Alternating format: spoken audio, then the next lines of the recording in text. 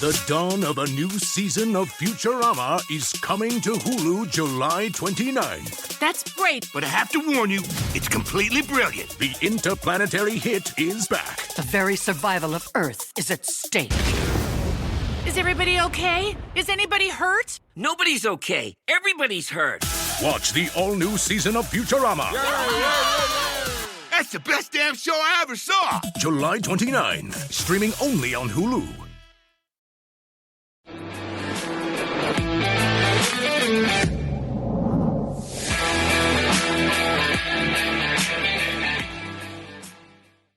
Hey, what's going on, Los Angeles? What is up? And welcome to the Rams Skinny here on the LAFB network, live on the mightier 1090 ESPN radio. We got Skinny T out live at camp at Loyola Marymount. He's been there all week long, giving us our Rams updates. If you're not tuning into the Rams Skinny and you're not checking out LAFBnetwork.com, you're missing on great coverage. Ryan has been crushing it all week there. I was gone at Big Ten Media Day out in Indianapolis, just got home last night. So I was covering that front, USC and UCLA. Ryan's been handling our Rams front and doing it well. So I'm really excited, honestly, to just chat with you and get myself even up to date on everything going on. But you look great. The hair looks great. The sun is shining. How's life down at LMU? You can't ask for a better place to take in some football practice. That's for sure. This place is a beautiful campus. I'm parked way over in Lot H, which is about a quarter or 3/4 of a mile walk. So you get to take it all in, but it looks like a smaller, cuter version of UCLA campus, and it's right by the ocean. So you got a nice breeze, beautiful sun. I mean, this is California at its best. Yeah. I was actually writing about it. I was looking at the campus on the map, and it's just south of beautiful Playa del Rey. Just it's like a little beach town when you go there. Mm-hmm. But then just south of here, you got the most chaotic place in the world, LAX.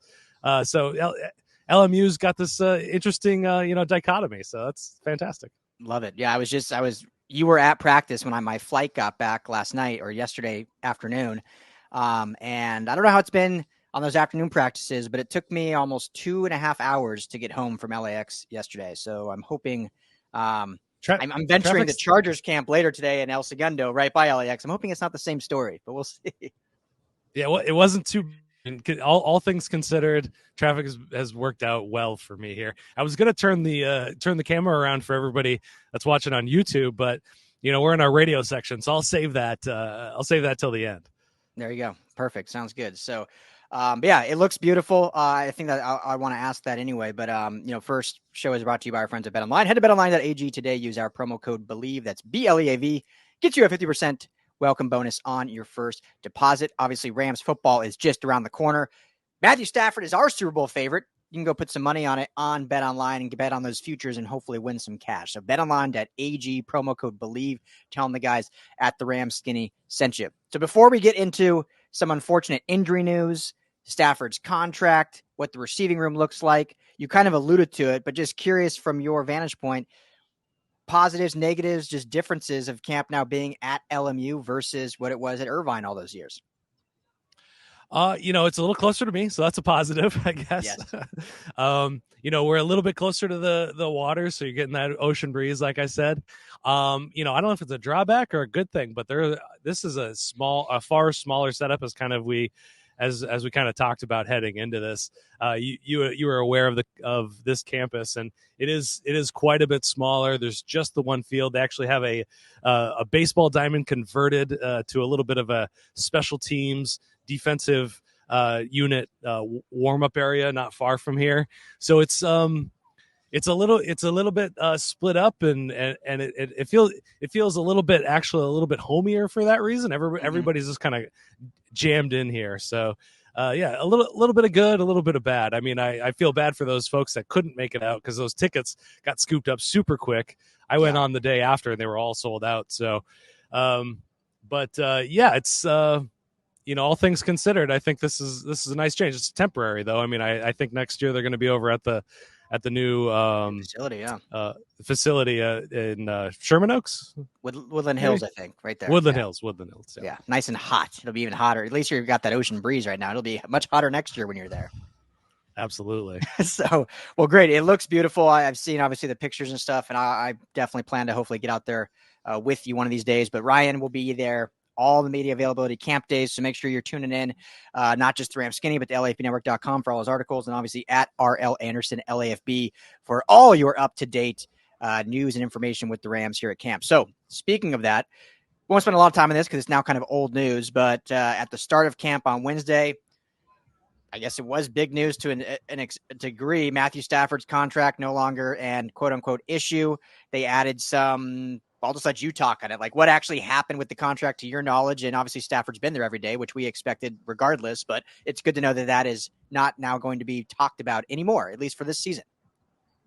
Yeah, I mean the specifics on the contract have not really been opened up. It's not an extension. That was the big differentiation, is that he's not extended, but obviously he wanted some more guaranteed money. He wanted to have some security in that way, for at the very least. So that's what they accomplished, and they both, he and McVay at their post practice press conference just kind of really downplayed it. He's super happy to be out here. McVay's super happy to have him. And it's a testament to what a great organization this is, because you look around the league at different holdouts, different hold-ins. Jordan Love all of a sudden unhappy with his contract, even though he's only played 8 good games. At least Stafford, he brought home the Super Bowl, put together a fantastic season last year before he went ahead and wanted more money. So, just a testament to this place. And we don't like it when they say we're keeping things in-house from the media perspective, but that's exactly what they did, and they were very consistent across that board. And, it's, from a fan perspective, from the outside perspective, from a team building perspective, really there's one number that matters, and it's that cap hit. What the Rams are great at is affecting the cap hit. How do they change that? So that's what I'm most curious to see, is what the next few years look like from a cap perspective.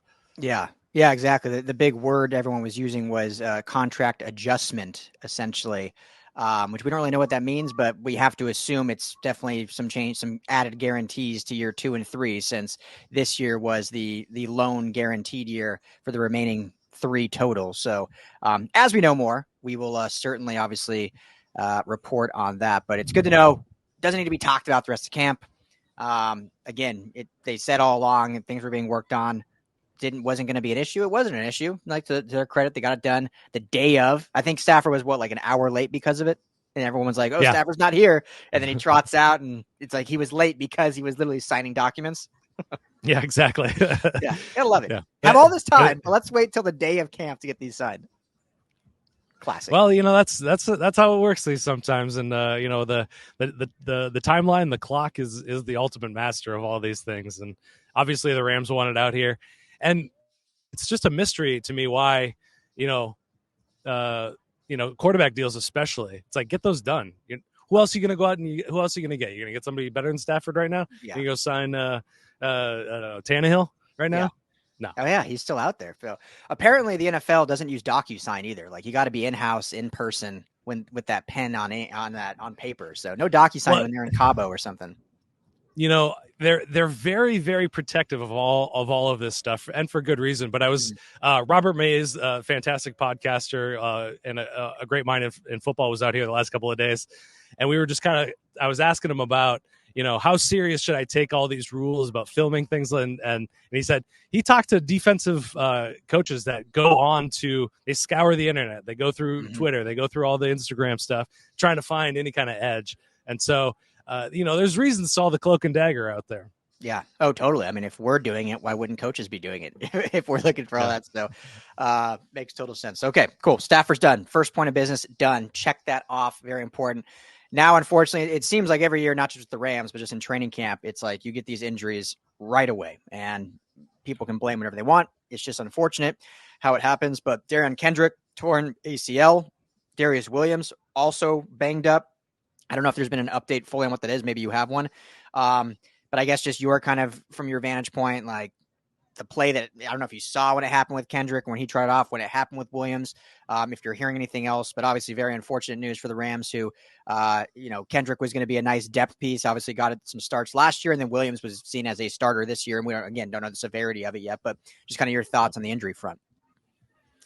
Yeah, for the Kendrick thing, it's all about the depth. And McVay went into a little bit of detail about that. And it's not just losing one player. That means everybody else in those depth positions, their workload is going to be increased, and they're going to have to step up and take on more, which, from a group perspective, he was saying that has the potential to lead to more injuries in the same group, kind of like how we saw with the offensive line a couple of years when it was just every guy just kind of falling one after another.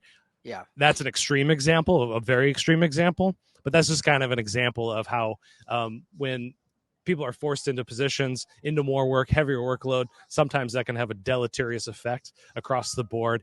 Real quick, he's got yes. Deleterious. Well done. Well done. Thank you. I cut you on your run, but I was like, ooh, look at, there's the writer in you. All right, continue. I'm a man of words. Yeah. In terms of the play itself, it's the strangest thing. The only thing I saw was Derion Kendrick walk off the field mad. He was upset about something, but he was walking just fine, which is kind of incredible. Sometimes you see those ACLs and they're just down on the ground. They can't move. But this is going to require surgery. They just put him on the IR. I'm sure that's going to be a season-long kind of a thing. Really unfortunate. And Sean McVay really was impressed with his season so far, his offseason so far.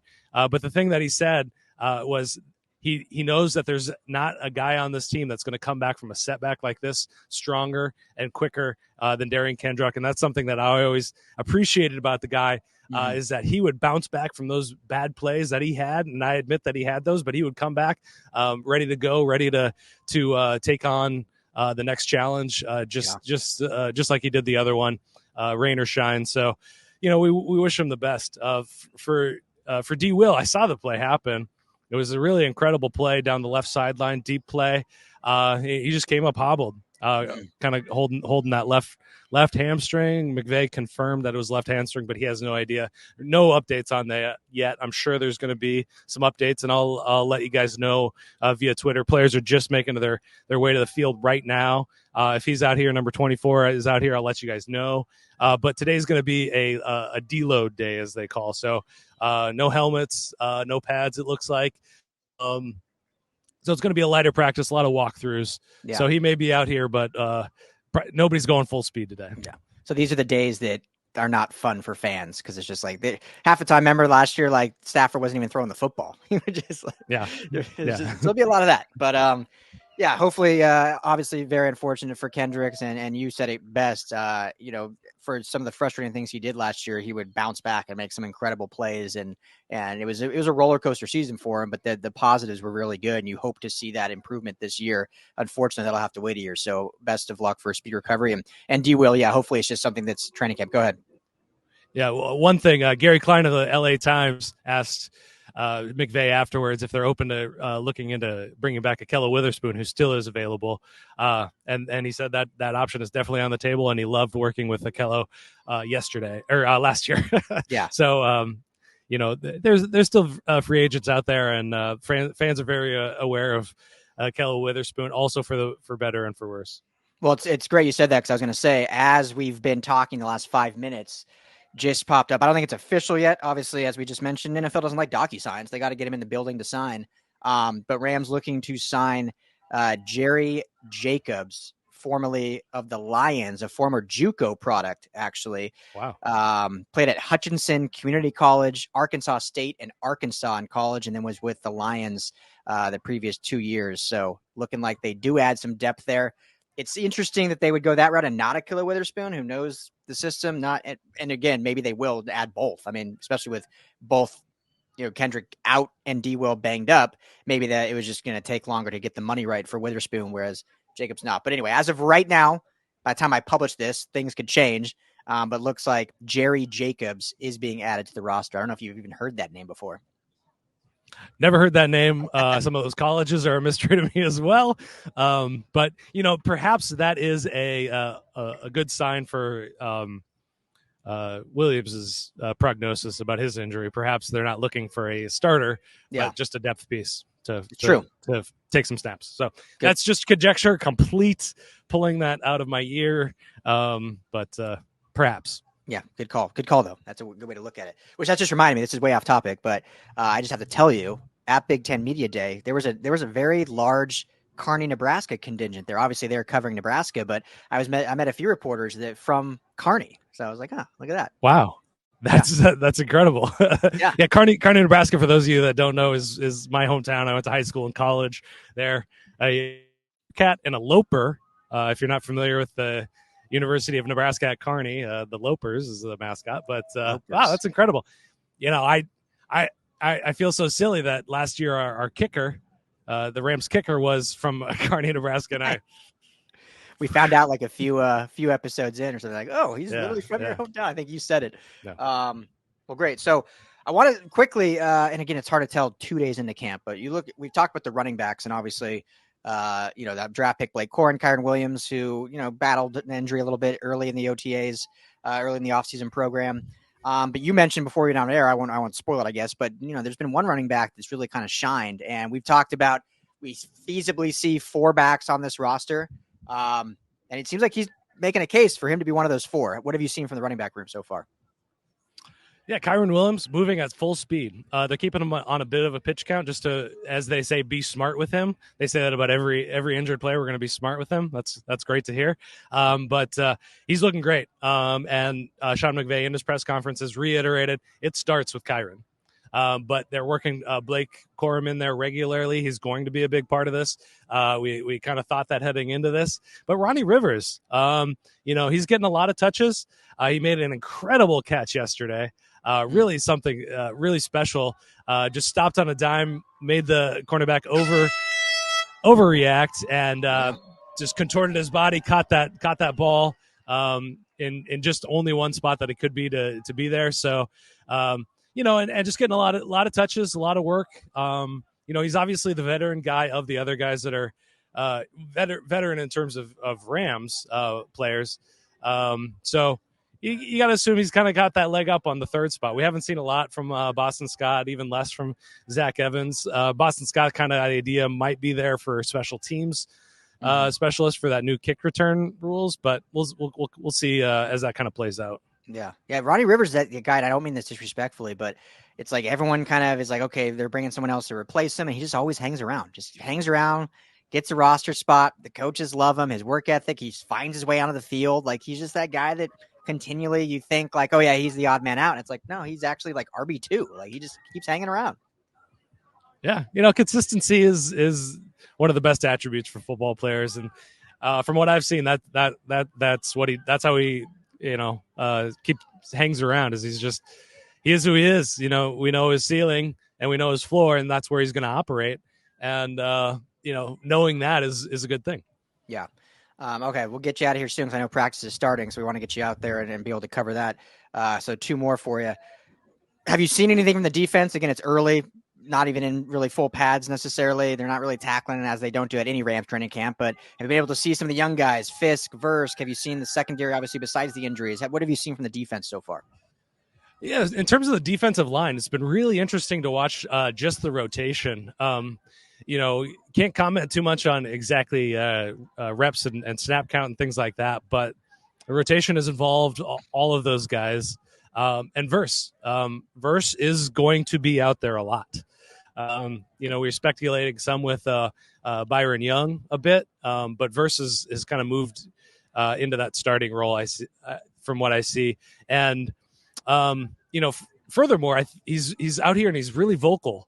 And it seems to be taking on a big leadership role, even just as a rookie, which is great to see. With a kind of a void of Aaron Donald, he was never like the most vocal leader, but obviously a leader, just because everybody is scared of him entirely. So they're gonna do everything. But what I'm saying is, Verse is showing out. Fisk has made some plays as well. And then moving into the secondary, I've been really impressed with Kobe Durant. They've been moving him around a lot. I've been interested to see how the versatility kind of has changed with all these new guys. Obviously D. Will and Tre'Davious White are strictly outside guys, but then you got all this movement between safeties and the slot. And if Kobe can play that outside, that'll be great. Camp Curl as well. Really, really shining so far. No pads. It's going to be a deload day. So not a lot to learn so far at the line of scrimmage. But they have got some good pressure on this offensive line. So, you're seeing the young guys going after this new offensive line, and they've looked pretty good. Love it. Yeah, it's great. It's good to hear Verse already heavily involved. So clearly, things can change, but that shows their plans for him and how high they are on him, obviously being the first round pick, but living up to that so far, at least in the offseason workouts. So, yeah, great to see. So we'll just end it kind of with this. So I don't know if you saw Steve Avila tweeted after practice that he would apologize. He couldn't stay longer. He wanted to stay and sign autographs for every fan. But obviously all these teams, they have they go to meetings afterwards. They kind of allot a certain amount of time and they pull players away. So, have you seen the autograph distribution with fans? And has it been fun for just kind of a fun environment? 'Cause that's kind of the best part for fans for training camp is if you have a kid go out there, they meet the players, they get the autograph, and great to see our starting center love interacting with fans. Yeah, no, he seems like a super nice guy. Seems, like I've, interviewed him a couple of times. Just a really nice guy. And he was kind of one of the last guys out on the field because he had 2 interviews lined up with a couple of the TV stations, and fans were just screaming for him the entire time he was being interviewed. And so he made his way over there, but he was already late getting off the field. So, yeah, it's fun to see though. I mean, it's nice to know that he cares, and all the fans are super excited to get an autograph from just about anybody. Whether it's a long snapper, third string defensive lineman, any of those offensive linemen, just ton of enthusiasm. And these guys love being out here. And they have a bit more access out here. These fans do. Like I said, it's a bit more intimate. So that's one of the things that's better is more guys are able to go over there, and they're able to spend, significant time with the fans. So it's good to see. Love seeing that. That's what I always love being at camp, seeing the players and the fans interaction, because it's the one time of the season you get it. So, but with that, we'll get you out of here. I know practice is starting. Skinny T live at Rams training camp. We'll have plenty more updates, plenty more live shows. Obviously, tons of articles over at LAFBnetwork.com. So make sure you're checking that out. At RL Anderson, LAFB is his Twitter handle for all those quick updates. At LAFB Network is the main handle. And obviously, LAFBnetwork.com is the website. So Skinny T, you the man. Great stuff as always. Looking good. Have fun. And obviously, we'll talk. Should we show the setup? Everyone in the field real quick. Yeah, let's see it. Yeah. Look at that. All right, so there's the stands. That's pretty much all of the fan section there. Got the field here. They're just setting up on some what do you call it when you're backed up against the goal line? Anyway. Yeah.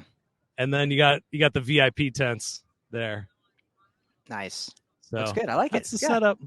Intimate setup, but I like it. Soccer field. Good grass. Cooper Kupp agreed. It was good grass. That's all that matters. If Kupp agrees, we're good. Which we'll talk a lot more about Cooper Kupp next episode and Puka Nacua. So give them a few more days to get acclimated. So, but Skinny, you're the man. Thanks so much. Talk soon.